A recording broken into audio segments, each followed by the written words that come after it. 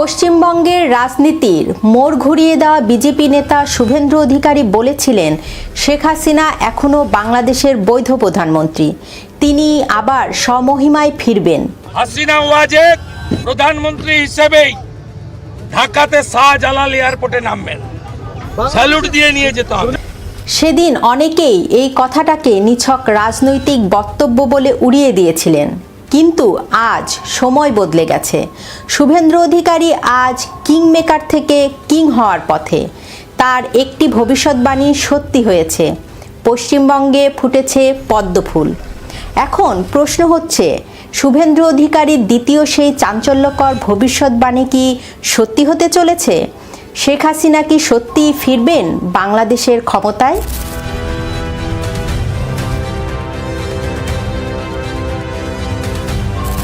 সাবেক প্রধানমন্ত্রী শেখ হাসিনার একটি বক্তব্য কোটা বিরোধী আন্দোলনে আগুন ধরিয়েছিল।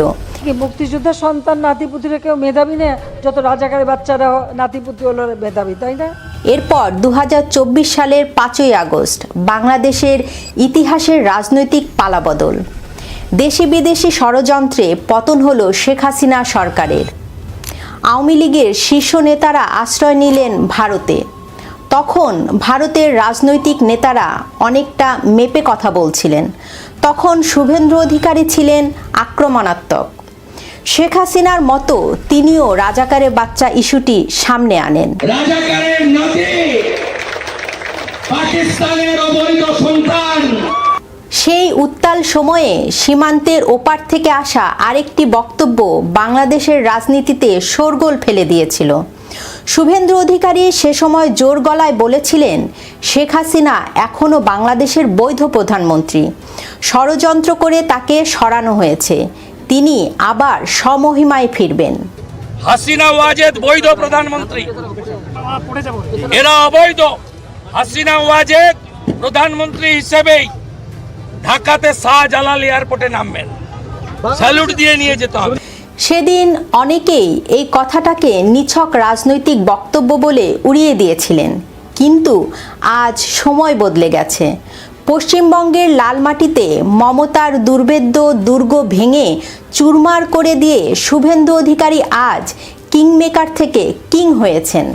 শুভেন্দু অধিকারী কেবল একজন নেতা নন, তিনি একজন দক্ষ রণকৌশলী। মমতা বন্দ্যোপাধ্যায়কে হারিয়ে তিনি প্রমাণ করেছেন যে তিনি যা বলেন তা করে দেখান।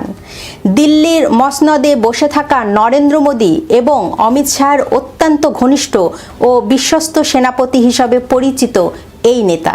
রাজনৈতিক বিশ্লেষকদের মতে শুভেন্দু যা বলেন তা অনেক সময় দিল্লির কথারই প্রতিফলন। মাত্র দুটো রাফেলকে যদি উড়িয়ে দেয় ভারত, প্যান্টে বাথরুম করে ফেলবে ওরা। পশ্চিমবঙ্গ জয়ের পর শুভেন্দুর গুরুত্ব এখন ভারতের জাতীয় রাজনীতিতে অন্য উচ্চতায়। হিন্দু ভোটের মেরুকরণ এবং বাংলাদেশের অস্থিরতাকে কাজে লাগিয়ে তিনি যেভাবে পশ্চিমবঙ্গের মানুষের মনে জায়গা করে নিয়েছেন তা অভূতপূর্ব। কিন্তু শেখ হাসিনার দেশে ফেরা নিয়ে তার কথার এত জোর কোথায় থেকে এসেছিল? তিনি কি তবে ভারতের কেন্দ্রীয় সরকারের শীর্ষ নেতাদের থেকে কোনো বিশেষ ইঙ্গিত পেয়েছিলেন? ভারতের স্বরাষ্ট্রমন্ত্রী অমিত শাহের সঙ্গে শুভেন্দুর সম্পর্ক অনেকটা ছাত্র শিক্ষকের মতো। ভারতের কেন্দ্রীয় সরকার বাংলাদেশের ইস্যুটিকে কেবল প্রতিবেশী দেশের অভ্যন্তরীণ সমস্যা হিসাবে দেখছেন না, বরং এটিকে জাতীয় নিরাপত্তার অংশ মনে করছেন। অনেকেই মনে করছেন শেখ হাসিনা সম্পর্কে শুভেন্দু যে মন্তব্য করেছিলেন তা আসলে দিল্লির কোনো গোপন পরিকল্পনারই ইঙ্গিত ছিল। শুভেন্দু অধিকারীর বক্তব্যের মূলে রয়েছে তিনটি প্রধান দিক।